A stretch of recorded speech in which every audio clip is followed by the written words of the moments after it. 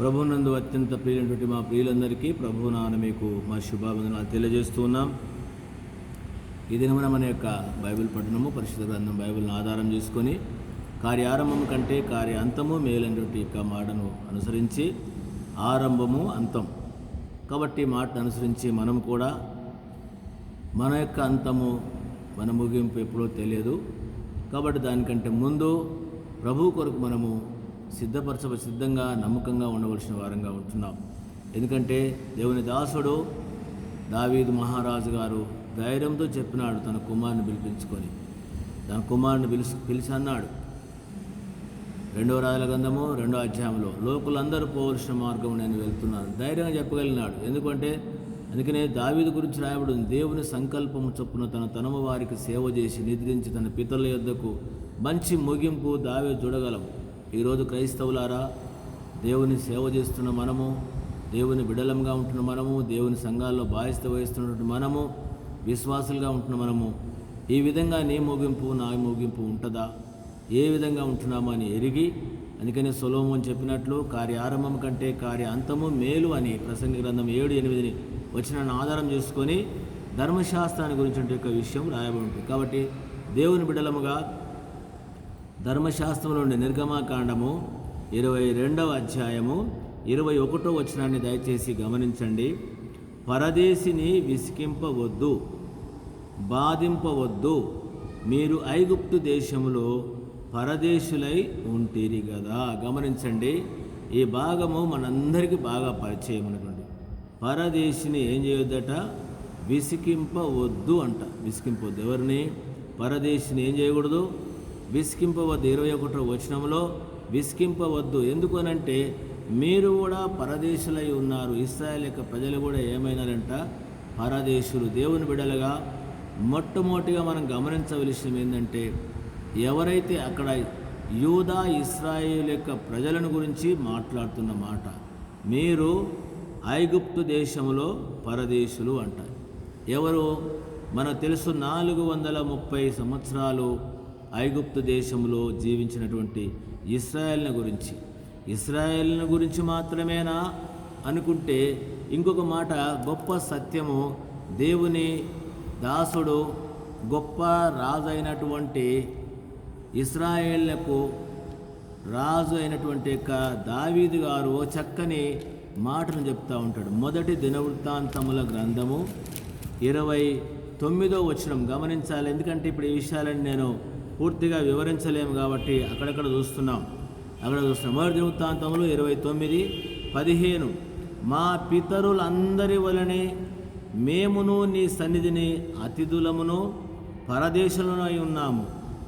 మా భూనివాస కాలము నీడ అంతా అస్థిరము, స్థిరముగా ఉండువాడు ఒక్కడును లేదంటే. ఎవరన్నారు? ఇప్పుడు దావీదు గారు అన్నాడు. అక్కడేమంటాడు? మోషే గారి ద్వారా మీ పితరులు మీరు లేక ఐగుప్తు దేశములు అన్నారు. ఐగుప్తు దేశంలోనే కాదు, వారు కనాను దేశంలో ప్రవేశించినారు. కనాను దేశంలో ప్రవేశించిన తర్వాత వారు న్యాయాధిపతుల కాలం అయిపోయింది, రాజుల కాలం కూడా వచ్చింది. రాజుల కాలం ఎక్కడ దాకా? దావీదు గారి కాలం వచ్చింది. 2వ రాజు ఇశ్రాయేలుకు తాను కూడా ఏమంటున్నాడంటే, మా పితరులందరి వల్లే మేమును నీ సన్నిధి ఎవరము?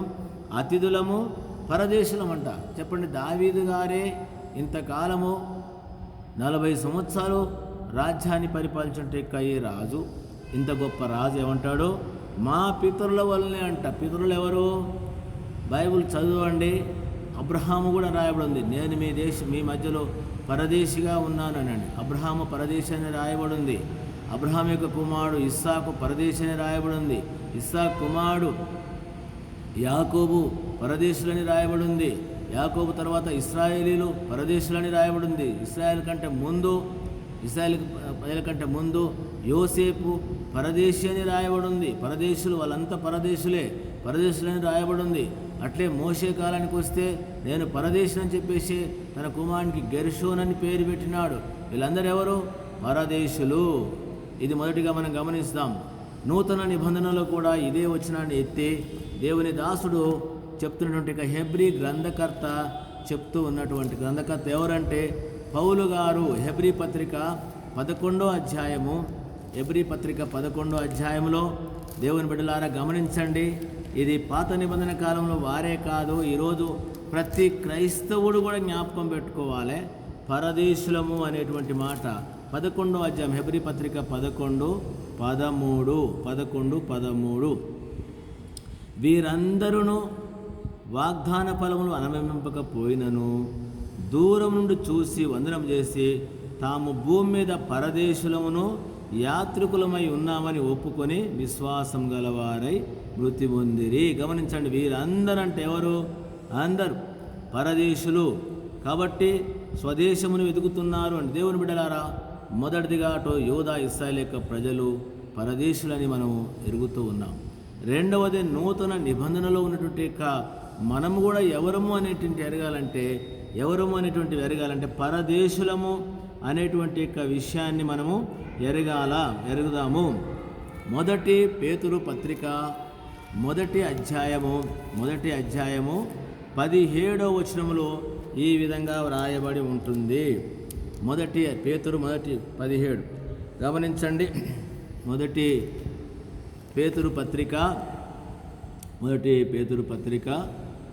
1వ అధ్యాయము 17వ వచనము, పక్షపాతం లేకుండా క్రియలను బట్టి ప్రతి వాని తీర్పు తీర్చువాడు తండ్రి అని మీరు ఆయన ప్రార్థన చేయొచ్చు కనుక మీరు పరదేశులై ఉన్నంత కాలము భయముతో పేతురు అంటున్నాడు, మీరు పరదేశులై ఉన్నంత కాలము అంటాడు. ఇదే అధ్యాయంలో ఏమంటాడు? ఇదే అధ్యాయం చేరిన మొదటి వచనము 2వ వచనంలో ఏమంటాడంటే చేరిన యాత్రికులకంట. పరదేశులు యాత్రికులు అని రాయబడి ఉన్నటువంటి మాటను మనం అందుకనే క్రైస్తవులు కూడా ఈ రోజుల్లో ఎవరంటే పరదేశులు అనేటువంటి విషయాన్ని మనము ఎరగవలసిన వారముగా ఉంటున్నాం. ఇంకా ఎవరు అంటే మనము పరదేశులము అనేటువంటి విషయాన్ని మనము ఎరగవలసిన వారముగా ఉంటున్నాం. 2వ అధ్యాయం కూడా మొదటి పేతురు పత్రిక 2:11 అంటాడు, ప్రియులారా మీరు పరదేశులను యాత్రికులై ఉన్నారు కనుక ఆత్మకు విరోధముగా పోరాడు శరీరాశలు. మీరు పరదేశులు కాబట్టి ఒకటి పాత నిబంధన కాలంలో పరదేశులు, రెండవది నూతన నిబంధన కాలంలో ప్రతి క్రైస్తవుడు విశ్వాసులు కానీ సేవకులు కానీ అందరూ పరదేశులు. అంటే మనం ఏ దేశవాసులంగా అంటే ఈ దేశవాసులం కాము అని ఇది మొదటిగా గుర్తుపెట్టుకోండి. అందుకనే ఇంకొక మాట ఏమంటాడు, మనం చదువుకున్నటువంటి మాటలో ఈ మాట కూడా నేను మీకు గుర్తు చేస్తున్నాను. నిర్గమకాండము 22:21 పరదేశిని విసికింపవద్దు. పరదేశిని అందుకనే ఒకటి మన పితరులు పరదేశులు, రెండవది నూతన నిబంధన ప్రకారం ప్రతి క్రైస్తవులు పరదేశులు అని ఎరగాలి. మూడవది పరదేశి ఎవరు అనంటే పరదేశుడు అనేది గమనించండి, దేవుని దాసుడు కూడా పరదేశుడు. దేవుని ఎట్లా పరదేశి అంటే క్రైస్తవులుగా ఉన్నటువంటి వారు మీకున్న సంఘాలను బట్టి మీరు చనిపోయేంత వరకు అదే సంఘంలో ఉంటారు, అక్కడే ఉంటారు, ఆ స్థలంలోనే ఉంటారు, ఏది జరిగినా ఎక్కడైనా అక్కడే ఉంటారు. చివరికి అక్కడి నుంచే చనిపోయిన తర్వాత పరలోకానికి వెళ్తారు అనుకుందాం. అందుకనే మేము ఎందుకంటే ఆ స్థలాలను మేము వెళ్ళినప్పుడు కొంతమంది అంటూ ఉంటారు, వాళ్ళందరూ కూడగట్టుకుంటూ ఉంటారు మనుషులను. చూడు, మనమందరం ఈ సంఘానికి సంబంధించినటువంటి వాళ్ళము, ఎప్పటికైనా మనం ఇక్కడ ఉండే వాళ్ళము, మన సమాధులు ఇక్కడే ఉంటాయి, ఇక్కడే. కాబట్టి సేవకుడు ఈ రోజు వచ్చినాడు, రేపు వెళ్ళిపోతాడు. కాబట్టి మనం ఏం చేయకూడదు, సేవకులను మనము ఏకీభవించకూడదు అని కొంతమంది, ఇంకొన్ని రకరకాలుగా ఉంటారు. దేవుని బిడ్డలారా, అది వాస్తవమే, మీరు చెప్పేది వాస్తవమైనటువంటి విషయమే. ఎందుకనంటే పరదేశులు అనేది వాళ్ళకు వస్తే దేవుని దాసులు వారికి ఎక్కడ పర్మనెంట్ ఉండదు. నేను చెప్పగలను 99% దైవ సేవకులకు పర్మనెంట్గా సేవ చేసేటువంటి వారికి లేదు, వెళ్తూనే ఉంటారు. ఏదో కొంతమంది ఏళ్ళ మీద లెక్క పెట్టవచ్చు, అక్కడక్కడ కొంతమంది పోమని మొండికేసి అదే స్థలాలలో ఉండి చనిపోయిన వాళ్ళు ఉన్నారు. అది 1% మాత్రమే. మిగతా 99% సేవకులకు వెళ్తూనే ఉంటారు. కొంతమందికి 3 సంవత్సరాలు, కొంతమంది 5 సంవత్సరాలు కావచ్చు, కొంతమంది సంవత్సరానికి కూడా. నేను దాదాపు 2019 నుంచి అంతే. నాకు 19 నుంచి ఇప్పటి వరకు కూడా నేను ఏం చేస్తున్నాను, ఒక్కో దగ్గర సంవత్సరము, ఓ దగ్గర సంవత్సరార్థము అట్లా వెళ్తున్నాను ఇప్పటి వరకు కూడా అంతే. అంటే అర్థం ఏంటంటే మేము పరదేశంలో గుర్తు చేయడానికి కొరకు చెప్తున్నాను. కాబట్టి ఎందుకు లేదంటే ఈ రోజుల్లో ఒకవేళ దేవుని సేవకులు పరదేశంలో బ్రదర్ మీకు ఇళ్ళు ఉన్నాయంటే అది కూడా వాళ్ళు చేసిన దాన్ని బట్టి ఏమవుతుందంటే ఎక్కడ సంఘాలలో సేవకులకు నిలకడ లేకుండా వాళ్ళు ఇష్టానుసారంగా తరిమేస్తున్నారు. కాబట్టి ఏమైందంటే దిక్కులేని పరిస్థితుల్లో పిల్లల చదువుల కొరకు, వారి భవిష్యత్తు కొరకు, వాళ్ళ యొక్క అడ్రస్కి అవసరం పిల్లలకు అని చెప్పేసినటువంటి కొంతమంది సేవకులకు స్థలాలు లేక ఇళ్ళు ఉన్నటువంటి సందర్భాలు ఉన్నాయి. అది మేము చెప్తున్నాం. ఎందుకంటే పిల్లల క్షేమం కొరకు, వాళ్ళ కొరకు అన్నాను. మీరు సేవకులు అన్ని స్థలాలకు వెళ్తారు, మరి పిల్లల చదువుల సంగతి ఏంది, వాళ్ళ అడ్రస్ ఏంది, నేటివ్ ప్లేస్ ఏందని చెప్పినప్పుడు జరిగిన సందర్భాలు ఉన్నాయి. కానీ ఏది ఏమైనా సంఘాల విషయానికి వస్తే దేవుని సేవకుడు పర్మనెంట్గా ఒక సంఘంలో ఉండనియరు. కాబట్టి వాళ్ళను ఎక్కడికి పడితే అక్కడికి పంపించేవారుగా ఉంటున్నారు. కానీ ఏం చేయాలి ఇక్కడ గమనించండి, విసిగింపవద్దు, బాధింపవద్దు. ఈ రోజుల్లో దేవుని సంఘాలలో దేవుని దాసులను, దేవుని బిడ్డలని చెప్పుకునే వాళ్ళను విసిగిస్తున్నారు, బాధపరుస్తూ ఉన్నారు, విసిగిస్తున్నారు. అందుకనే సేవకుల విషయంలో దేవుడే చెప్పినాడు. ఇంకొక విషయం మీకు మర్చిపోయాను నేను. మత్తయి సువార్త 25వ అధ్యాయము 31 నుంచి అంటాడు, కుడివైపున ఉన్న వారిని ఎడవైపున వేరు చేసి, అక్కడ 2 సందర్భాలు ప్రభువు ఉపయోగించినాడు. అందుకనే ఆయన ముందు నూతన నిబంధనలో దేవుని బిడ్డలకు ఉన్నటువంటి యొక్క విధానమే కాకుండా దేవుడు చేసినటువంటి యొక్క దేవుడే చెప్పినటువంటి సందర్భం నేను చదువుతున్నా. 25వ అధ్యాయం మత్తయి సువార్త 25:31 నుంచి ఈ విధంగా వ్రాయబడి ఉంటుంది. 31 నుంచి తర్వాత 33 అంటాడు, తన కుడివైపున గొర్రెలను ఎడమవైపున మేకలు నిలబెట్టును. అప్పుడు రాజు తన కుడివైపున ఉన్నవారిని చూసి, నా తండ్రి చేత ఆశ్రయించబడే వాళ్ళ రండి, లోకం పుట్టినది మొదలుకొని మీ కొరకు సిద్ధపరచబడిన రాజ్యాన్ని మీరు స్వతంత్రించుకోండి. నేను ఆకలి కొంటే మీరు నాకు భోజనం పెడుతుంది, దాహమైతే నీళ్ళు దప్పికొంటే నీళ్ళు ఇస్తుంది, నాకు దాహమైతే ఇస్తుంది, పరదేశినై ఉంటిని మీరు నన్ను చేర్చుకుంటుని. చూసినారా, పరదేశి అంటది. యేసు ప్రభు వారికి కూడా ఏం లేదు, పరదేశి. అందుకనే ఆయన పిలిచినటువంటి దేవుని దాసులకు కూడా అంతే. ప్రభు చెప్పినాడు, మీరు ఈ పట్టణంలో జరిగితే ఆ పట్టణానికి వెళ్ళిపోండి, ఆ పట్టణం జరిగితే తొడేళ్ల మధ్యకు గొర్రెలను పంపినట్టు మిమ్మల్ని పంపుతున్నానని ఆయన దాసులను గురించి మాట్లాడుతూ వచ్చినాడు. అందుకనే మీరు అపోస్తుల కార్యములు 13వ అధ్యాయం చదివితే ఆయన దాసులను ఏ విధంగా తరిమినారో, ఇక్కడ తరిమితే అక్కడికి, అక్కడికి తరిమితే అక్కడికి వెళ్ళినారు, ఎంతమంది దేవుని దాసులను విసిగించినారో, బాధ పెట్టినారో మనకు తెలుసు. అందుకనే పరదేశిని అంటే ఎవరంటే, మొదటిది జనరల్గా అందరూ పరదేశులే. తాత్కాలికం కొంతమంది భూలోకంలో ఉండేంతవరకు నీవు ఏ సంఘాల్లో ఉంటున్నావో ఆ సంఘానికి నీవు చనిపోయేంతవరకు ఉంటావు. రెండవది బాగా అనుసరిస్తే దేవుని దాసుడు పర్మనెంట్గా ఏ సంఘంలో ఉండరు కాబట్టి వారికి ఆయా విధాలుగా వారికి ట్రాన్స్ఫర్స్ ఉంటాయి. కాబట్టి పరదేశులు వాళ్ళు కూడా వాళ్ళు పరదేశులు. దీనికి ఆధారం ఏంటంటే మన ప్రభు అయిన యేసుక్రీస్తు వారు కూడా పరదేశి. అందుకనే ఈయన సహోదరులు అన్నాడు, ఆయన దాసులు కూడా ఆయన సహోదరులుగా పోల్చబడ్డాడు. కాబట్టి వారిని కూడా తరమబడుతున్నాం. అందుకనే విసిగించే వాళ్ళంగా ఉన్నామా? దీన్ని బట్టే మీకు నిత్యరాజ్యం ఉందంటాడు. ఆ ఎడమవైపు ఉన్న వారిని చూసి కూడా అందుకంటాడు కదా, ఎడమవైపు ఉన్నటువంటి వారిని చూసి ఏమంటాడంటే 44, అప్పుడు ఆయన ఎడమవైపు ఉన్న వారిని చూసి శపించబడిన వారిలారా, నన్ను విడిచి అపవాదికి వారి దూతలకు సిద్ధపరచబడిన నిత్యాగ్నిలోని పోవుడి. నేను ఆకలి కొంటిని, మీరు నాకు భోజనం పెట్టలేదు, దప్పికొంటిని, నాకు దాహం ఇయ్యలేదు, పరదేశినై ఉంటిని, నన్ను చేర్చుకోలేదు. అందుకనే పరదేశినై ఉంటిని. దేవుని బిడ్డలుగా గమనించండి, ఈ మాటను అర్థం చేసుకోండి. పరదేశి ఎవరంటే ఇప్పుడున్న సంఘాలను బట్టి సేవకులు పరదేశులు. మీరు వారిని విసిగిస్తున్నారా, వారిని బాధిస్తూ ఉన్నారా? దేవుడు ఒకరోజు లెక్కడుగుతాడు. దీని గురించి ధర్మశాస్త్రం కూడా చాలా విషయాలు రాయబడ్డాయి. ధర్మశాస్త్రంలో చాలా విషయాలు రాయబడ్డాయి. కాబట్టి కాలక్షేపం కొరకు ఇక్కడ మీరు చేయవద్దు. అదే ద్వితీయోపదేశ కాండములో ఇంకొక మాట నేను మీకు కలిపి చదవాలని తెలియజేస్తూ ఉన్నాను. ద్వితీయోపదేశ కాండము 24వ అధ్యాయము 17వ వచనంలో ఈ విధంగా రాయబడి ఉంది. 24:10 ద్వితీయోపదేశకాండం 24:17వ వచనం. 24:17 పరదేశికే గాని తండ్రి లేని వారికే గాని న్యాయము తప్పి తీర్పు తీర్చకూడదు, విధవరాలి వస్త్రము తాకట్టుగా తీసుకొనకూడదు అంటే ఏమంటాడు ఇక్కడ కూడా అంటాడు, నువ్వు దాసుడవై ఉంటి అన్నాడు.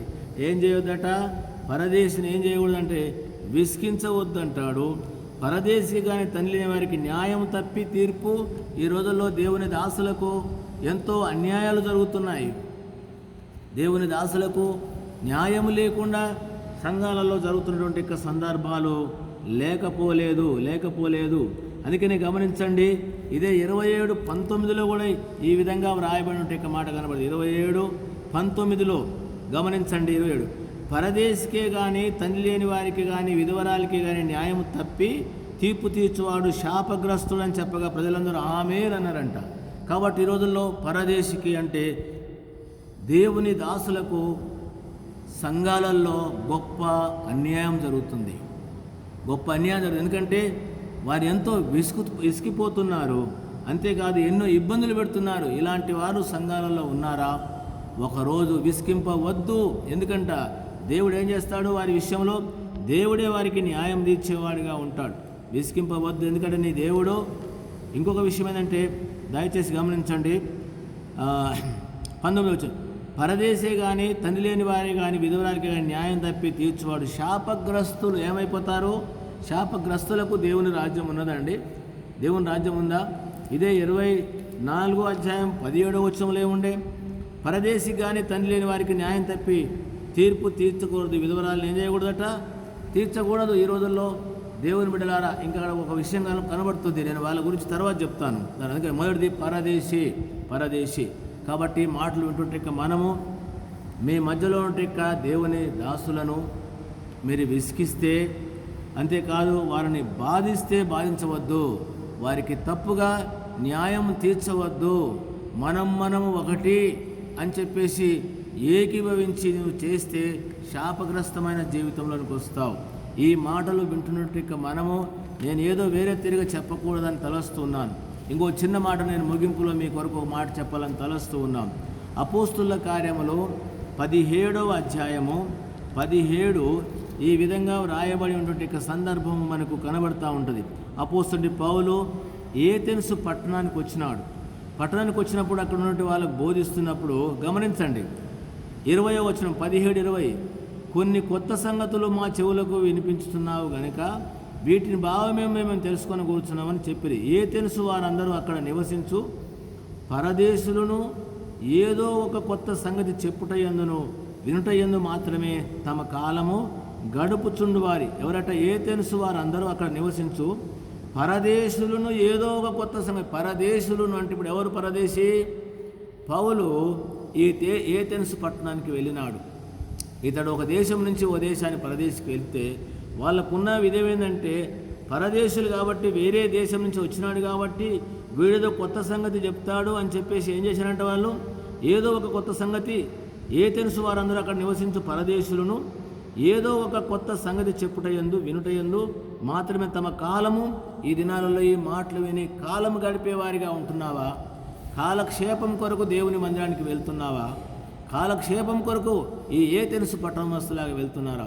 అట్లాంటి స్థలానికి పౌలు వెళ్ళినాడు. ఇతడు ఎవరు? పరదేశిగా వెళ్ళినాడు. ఇట్లా చాలా ఉన్నాయి పరదేశం. అందుకని దేవుని దాసులుగా గమనించండి, దేవుని బిడ్డలుగా గమనించండి.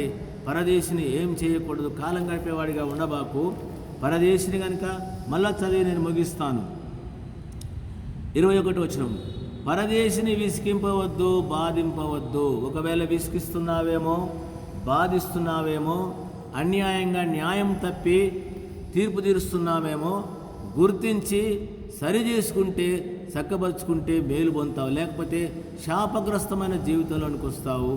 రేపు తీర్పుకు శిక్షకు ఈ నిరాకరించిన అయినారు కదా దేవుని బిడ్డలను. ఇప్పుడు దైవజనులను ధిక్కరించిన వాళ్ళు ఉన్నారు బైబిల్లో, మీకు తెలుసు. మోషేని ఎదిరించిన వాళ్ళు ఉన్నారు, ఏలియాని ఎదిరించినటువంటి వాళ్ళు ఉన్నారు. ఎంతమంది ఉన్నారు? నూతన నిబంధనలో దేవుని బిడ్డలను నిరాకరించిన వాళ్ళు ఉన్నారు, సేవకులను బాధించిన వాళ్ళు ఉన్నారు. మనకు తెలుసు, శాస్త్రులు, పరిసయ్యులు కావచ్చు, ఆ కాలం రాజులు కావచ్చు. ఇవన్నీ ఎన్ని చెప్పగలం? వారిని ఈ పట్టణం ధరితే ఆ పట్టణానికి వెళ్ళిపోయినారు. వాళ్ళ గతులేమైనాయి? ఒకవేళ నువ్వు అనుకోవచ్చు వారికి పరదేశి కాబట్టి ఎవరు దిక్కులేరు, వాళ్ళని ఎన్నన్నా కూడా పట్టించుకునే వాళ్ళు లేరనుకున్నారు. కానీ పరదేశులకు దేవుడు న్యాయం తీర్చే దేవుడు ఉన్నాడు. ఆయన తోడుగా ఉండేది. అందుకని విసిగించవద్దు అన్నాడు. వాళ్ళ మొర వింటాడు, వాళ్ళు ప్రార్థన చేస్తే దేవుడు ఆలకించి జవాబిస్తాడు. జాగ్రత్త. అందుకని పరదేశిని విసిగించేవారుగా, బాధించేవారుగా ఉన్నట్లయితే జీవితాలు మార్చుకుంటే క్షేమం ఉంటుంది, మేలుంటుంది. లేకుంటే ఏమన్నాడు? ద్వితీయోపదేశకాండము 27వ అధ్యాయంలో మనం 19 చూసినాము. ఒకవేళ అలాగే విసిగించువాడు శాపగ్రస్తుడు అంటే అవునుగాక అన్నారు. కాబట్టి మాటలు వింటే మనము అలాంటి వాళ్ళం కాకుండా దేవుని బిడ్డలుగా, దేవుని ప్రజలముగా, దేవుని యొక్క మందిరాలలో నమ్మకముగా ఉండి, పరదేశులము మనం అందరము యాత్రికులం అని చెప్పేటువంటి అవగాహన కలిగి దేవుని కొరకు నమ్మకస్తులంగా ఉన్నారు. మన పితరులందరూ ఆ విధంగా ఉన్నారు. పరదేశులము, యాత్రికులము, మా భూనివాస కాలం నేడంతా స్థిరంగా ఉండేవాడు లేడని ఆ స్థిరమైన దాని కొరకు మన పితరులు ఎదురు చూస్తూ వచ్చినారు. ఆ అవగాహన కలిగి మనము జీవిస్తాం.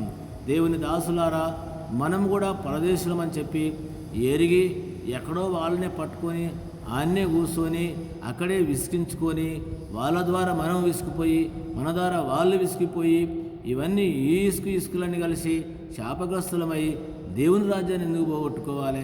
కాబట్టి ఇది కూడా దేవుని దాసులముగా మనము ఎరిగి ఉండి, దేవుడు ఎక్కడికి పంపితే అందుకన్నాడు, ఈ పట్టణం ధరితే ఆ పట్టణానికి వెళ్ళండి, ఆ పట్టణం ధరితే మనతో దేవుడు ఉన్నాడు.